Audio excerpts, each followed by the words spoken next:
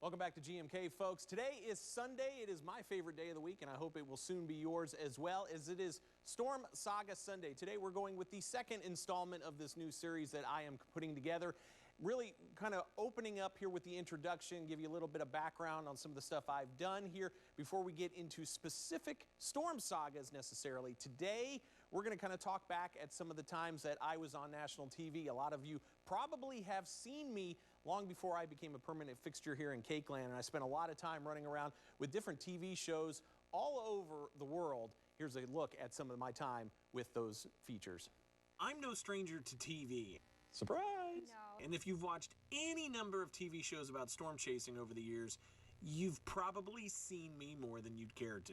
There it is. But I get asked all the time about the people and vehicles you see on various TV shows that follow severe weather and storm chasing. And my favorite question always being, hey, do you know those guys on that TV show Storm Chasers? To which I usually reply with a chuckle, no, I was on there with them. Yes! Yes! Always a fun conversation to have. And actually, this was not my only appearance on a storm chasing TV special. A couple of those dating back to my days before Discovery, where I made a couple of early appearances on shows for women's entertainment. Yeah, I know.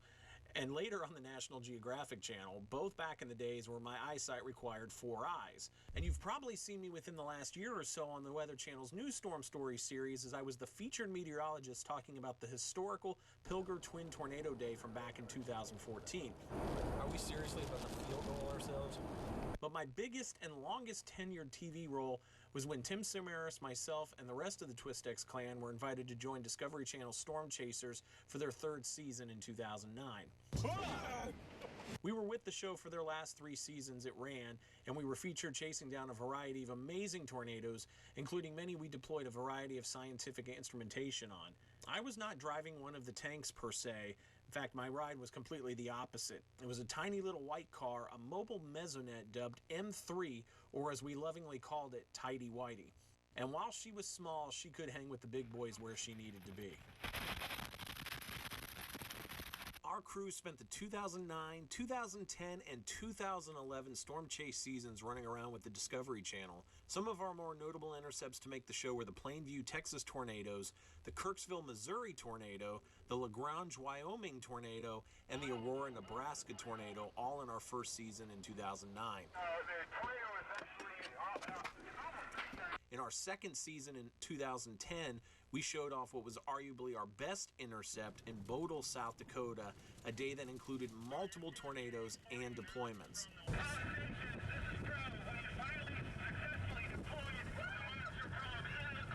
And in the show's final season in 2011, we intercepted this incredible tornado near Canton, Oklahoma. South of the lake, Tim. We're probably about a half a mile behind her. And we finished the season and ultimately the show very strong on this tornado near Pleasanton, Nebraska, that culminated in an epic celebration that took over this Columbus, Nebraska Applebee's later that night. Of all the storms and stories we had during our 3-year run, 2009 was easily my favorite season of them all. One episode that was about my tornado. Today, it was Tony's call. It's my report, baby. This is my tornado. You guys rock, man. It was absolutely incredible. Probably one of the more exciting tornado encounters of the season. Oh my goodness, Tony, that is so cool. Was there a lot of pressure? Did you feel a lot of pressure being on shows? It was interesting. The first season really was pretty carefree. As we got later on, I think some of the focus went away from the science to more of the drama, and there was a little bit of push from some of the producers of these shows to kind of get a little bit more, say, acty in it. In fact, the last season, I'm in the opening credits of Storm Chasers, but I never appear in an episode, and the reasoning behind that was they couldn't find any stories for me, when I think it was more I just kind of refused to play into the drama, so to speak. So kind of tempered off a little bit there, but still a good experience, a lot of good experiences. Of course, with Nat Geo was a lot of fun. Did several stints with them there as well. So a lot of great experiences with it. A lot of fun. And so much with your friendships with those people too. Yeah, and that'll be something we'll explore here with the series as we go throughout. Obviously, Paul, Tim, and Carl, whom we chased a lot with together, obviously no longer with us, but played a huge role in a lot of my storm chasing years, especially in the late 2000 into the early 2010s, I guess. Yeah, yeah. Well, I'm so glad that we have you here in Cake Land as a permanent fixture, at least for us, being able to chase on our end. And we'll just have to see what the future holds. Tony has so many ideas behind the scenes. We have like this checklist of stuff that I think he wants to do, and hopefully we'll get to knock some of that stuff out in the years to come. I hope so too. It's going to be a lot of fun. All right, perfect. We'll be right back.